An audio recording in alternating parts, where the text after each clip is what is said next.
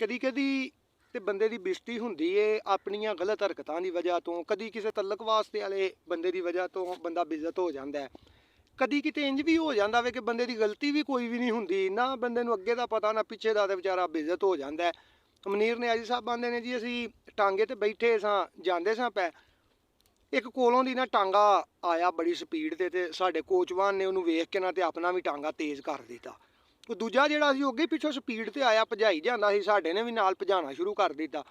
वाहवा दूर तक ते भजांदे गए, सिंगल सड़क सी, दोवें आपस विच जुड़े सन, बड़े खतरनाक तरीके दे नाल टांगे भजदे सन पै। आंदे ने साडे टांगे 'च बीबियां भी बैठियां सन, असीं डर गए कि यार किते टांगा उल्टा ही ना छड़े।